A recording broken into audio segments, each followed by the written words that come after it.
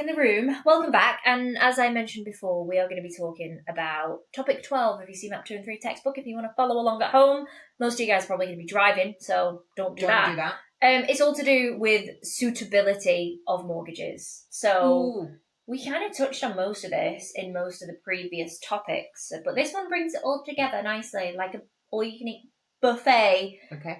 So how do you know that a mortgage is suitable for a client? Actually, Maria, how do you know? Maria, who's not CeMAP qualified and who has not got a mortgage and who has never worked in the finance space. How do you know that a mortgage is suitable for somebody? I would say, first off, can they afford it per month? Affordability, correct. It's like you read my notes that are directly in front of you.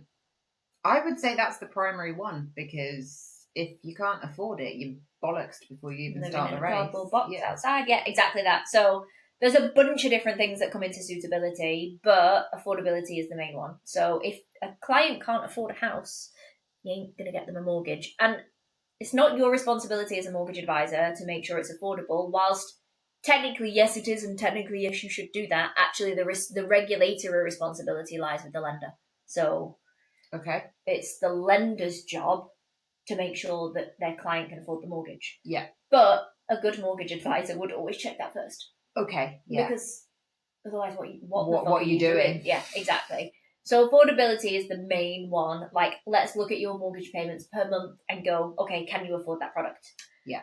The thing about affordability that's difficult is people always want to stretch their affordability because they want the biggest house they can. They want a kitchen island. They want a Labrador and a white picket fence. And those sage green front door. I want a sage green front door, to be fair. You will live your Cotswolds best life. Yeah. But sometimes, as a mortgage advisor, it's your job to be like, listen now, Nelson, are you being a bit extravagant? Do you really need that sage green door? And that's because interest rates, as we've seen in the last few years, can fluctuate quite spectacularly. Yes. And one thing that people don't realise is that if you signed into your mortgage at 2% as an interest rate, so you were paying a 2% fixed rate mortgage, and you come to remortgage now, and you get a 4% interest rate mortgage, you go, it's only 2%. Your mortgage repayments have just doubled because you've gone from 2% to 4%. So if you go into what's happened at the minute is a lot of people are going from a 0.95% mortgage product. They've come out of that because it's the end of their 5-year term. They're now looking at 6%. Their mortgage payment per month has just times itself by 6. Yeah. In fact, the guys in the hall down the road, that's what's happened. They've just come out of their fixed rate term. No way. Not to give you some neighbourhood gossip, but they live in a very big, very nice haunted looking house. Oh thing. Yeah, that one. And it's got a fountain. They've just come out of their 0.95% fixed rate term. And now? Yeah, now we're looking at about 5.5%, 6%. Oh, motherfucker. Yep. So that's why affordability is important. Yeah, I'll say. 1, because it's a regulatory requirement, but 2, because if your client can't afford the house that they live in because mortgage interest rates go up, what are they going to do? What's going to happen? You're going to be homeless, and that's not what anybody wants, and that shouldn't happen this day and age because we have regulation. If you're doing your jobs right, guys. Yes. So that is point number 1, affordability. Point number 2 is everything that we spoke about not last week, the week before, whenever it was, credit scores, credit history. Oh, all that good shit. Yeah, because are they a good candidate for credit? Are they responsible with their debts? Can they repay on time regularly without... That's always a big one. Fucking up. Yeah. That's going to impact everything, like the interest rate that you can get and whether you can get a mortgage at all, ever. Yeah. Not ever, but what was it that you said, that £3 charge that screwed over a client beforehand? That has happened in the past. So credit score is going to be another thing that you're going to think about when you are considering the suitability of a mortgage. Yeah. Followed closely by the mortgage term. Okay. And now this is a big one. I couldn't even get my words out. This is such a big one. You guys are going to get this in your CeMAP 1, 2, or 3 exam. It could be in any of them. And the whole point is people can only get a mortgage up until retirement age. Yes. So if you have somebody who's recently going through a divorce, they've only ever bought one house, it's been their family home, and now they're 55 and they're coming to you for a mortgage, they will just assume that they can get it on a 25-year term like they did when they took out their first mortgage at 18. They can't do that. In reality, like in the marketplace today, there are some lenders that will offer you a mortgage beyond retirement age to like 70, 75. Mm-hmm. But from a textbook perspective, they do not exist. They don't exist. So you can get a mortgage up until retirement age. And that's the line for your exam. Yeah. Term length is important because you can only get a mortgage till retirement age. Okay, the Google sign just said length is important and my brain just went down the rabbit hole. Length is important. Term length is important. You will get this, especially in CeMAP 2 and 3, it crops up and it's like, Geraldine wants a mortgage. Here's all of her financial commitments, her inside leg measurements, her dating history, and all the other information in CeMAP 3 that you don't need. But what's the big red flag here? And you're like, probably her ex-boyfriend that she's been on and off with for the last 2 decades. What they want to see is actually term. Is taking her beyond retirement age. So don't make that mistake. Always look out for that one. And as a mortgage advisor, it's an important consideration for you. Because if you package up a client and you're like, oh yeah, sure, we can run it for 25 years, and then they just look really young and it turns out they're 50. You've ballsed it. You ballsed it, and they probably can't afford it. And it loops back round to affordability, which they can't do. So mortgage term. Term length is important. Stop it. Get yourself out of the gutter. We're going to move swiftly on. Maria, what's the difference between a repayment mortgage and an interest-only mortgage? One is you are repaying the capital of the mortgage, so the actual amount of money that you borrowed against the house, and the other one you're only paying the interest back. Correct. Yes! So, with that in mind, you are going to figure out which type of option for a mortgage is best for your client. And this is something I really struggled with teaching for CeMAP because I came out of working in the mortgage space. And I knew that lenders wouldn't offer an interest-only mortgage to people unless they earned over £100,000 a year. That's what I was taught when I worked for the brokerage. Okay. But then you go into the CeMAP textbook and it's like, yeah, interest-only mortgages, sure. If it's the best fit for you, go wild. It doesn't actually say that there are many minimum requirements. It talks a little bit about high net worth individuals, but their minimum requirements are not £100,000 a year. So I got really confused. Yeah. So from a textbook perspective, interest-only mortgages are an option. And the idea is every month you just pay the interest off. Okay. That's it. So you're not paying off any of the debt of the house, which sounds lush. Mm-hmm. Except you need to have something in place to be able to pay off that debt at the end. Because if you have a 25-year interest-only mortgage term, you get to the end of 25 years, your house is worth £500,000, you have to pay £500,000 right there and then up front. Okay, so you have to be able to do that. If you don't have that money, what do you think happens? Your house will get repossessed. Mm-hmm. Your house will get repossessed. You're homeless. You're homeless. And by that point, you've been in it for 25 years. And you probably like it. Yeah. And you probably don't have another one. Exactly. If you do have multiple properties, so you might be thinking, but we've spoke about buy-to-let interest-only mortgages. Yeah. That's different because with a buy-to-let property, you could just say, well, I'll just sell the house. Because generally speaking, properties go up in value. You don't live there. You just evict your tenant, sell the house, settle the debt. And you've probably made a bit of money because property tends to go up over time. Yeah. It is an option with buy-to-let mortgages, but with residential mortgages, there's a few more hoops to jump through, which we don't really need to know about for certainly not this topic. Yeah. For your exam anyway.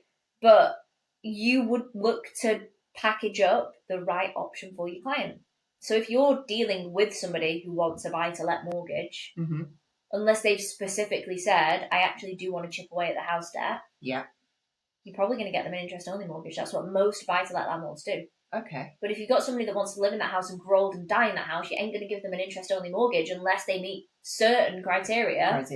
Yeah, you're going to give them a repayment one. If they just want to live in the house and pay it off and be debt-free Makes by sense. the time they reach retirement, don't give them an interest-only mortgage. Yeah. That's the next consideration.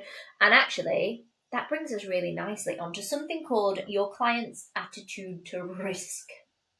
I'm assuming we're not talking about whether they're up for skydiving at the weekend. No, we are not. Take a second guess. Tightrope walking? No, keep going.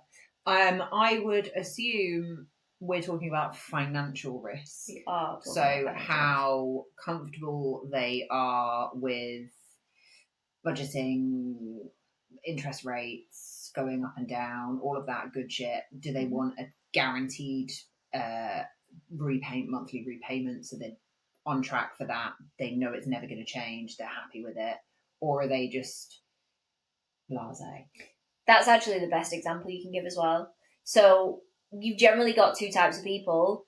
those that are happy to potentially pay a little bit more if interest rates hike up a bit, but take advantage of the fact that if they drop, which is what everybody's expecting them to do at the minute, you win. Because what you've not done is fixed into a pre-agreed interest rate. So you won't end up paying more when you could be paying less. Exactly. So a lot of people right now, as interest rates sit around 5% and everybody's talking about interest rates coming down, they're not going to fix in at 5% for 5 years. Because if interest rates do drop back down to 1%, you're overpaid by 4% every month. That's a lot. I'm the other end of the spectrum in that sense. I want to be fixed in. Fix me in at 5%. Because I would lie awake at night worrying, what if interest rates go up every month and I can't make my mortgage payment? Okay. And I think a lot of that comes from being in debt in the past. Now I've got the fear about it. Yeah. But I even now, as interest rates sit at 5 or 6%, I would rather tie in. Probably not for 5 years, but I'd definitely tie in for 3 years. So you know just because I know exactly what I'm paying. And actually, that's probably not the most financially sensible option because it's generally assumed interest rates are going to come down. Come back down. I am going to pay a wedge more just in interest. It's not like I'm paying more off my capital. So as a mortgage advisor, fixed rate. We were talking about potentially fixing in for like 5 years and overpaying monstrously because you don't pay off the capital. Yeah. So you're the kind of person that wants to pay. I'm the kind of person that wants to fix in. That was it. So as a mortgage advisor, is it your job? It's going to be your job to assess where your client lands. Right? Yes. So you're going to need to establish, are they a you or are they a I don't give a shit? Yeah. Do your worst within the boundaries of their affordability. And as a mortgage advisor, that's really hard because people don't like talking about money. Even though they are coming to you effectively for a loan, people still don't like talking about money. Like, it's an uncomfortable conversation. People don't do it. And the only people that benefit from the society not talking about money are the banks and the lenders and the businessmen, because the less education we have around the subject, the more debt people generally get into. Because they don't understand. Yeah, but if you have a client who wants to fix in, even though we are at 5 or 6%, and you can't understand why, ask them about their financial history, because that's probably... It's going to give you the idea of why. Yeah, because they might be old enough to remember when interest rates were 16%. Shit, yeah, that's a good point. In which case, 6% seems like a fucking bargain. Really they might have been in a lot of debt in the past, and they lie awake at night and think about every eventuality of any instance happening ever, including we live under a flight path. The plane's flying into the house in the middle of the night. Actually, all the time, yeah. No way! Yeah, it's like a thing. But that's... Dude! Yeah, no, that's the conversation for another time. Okay, yeah, glass of wine later. We will come on to fancy features of mortgages. Oh, right, okay. So now that I am reformed in my financial ways, yes, if I had a mortgage today, and like I was talking in the other episode about how I like to look at what's in my pension, so I know how many chorizo and cheese wrap things I can buy when I'm old. If I had a mortgage now, I would like a facility to overpay when I can. So just to add a bit of money in to pay off the capital, pay off my outstanding debt. Okay, so you would be looking for a mortgage that gives you the opportunity to do that without being penalised. Exactly, because you do get financially penalised for it. With a lot of mortgage products, you overpay and they'll be like, cool, we'll take this off your interest payments, but we're not going to take it off the capital. Yeah. Or we'll charge you a fee for it. And it depends on your, I guess, risk profile. Your attitude to risk is another way of putting it, or just your financial profiling. For example, we have a friend called Landlord Joe. He's called that because he was once upon a time my landlord. He's a bit quirky. Polite way of putting it. He has something called a current account mortgage product, which means every time he looks at his banking app in the morning, he's overdrawn by the outstanding balance of his mortgage. So he'll open up his NatWest. I don't know if he banks with NatWest, but he'll open up his NatWest account and he'll be like, oh, today you are £147,000 into your overdraft. That would I don't check my banking app, but that would wig me out. Most people, I say that to, and they go.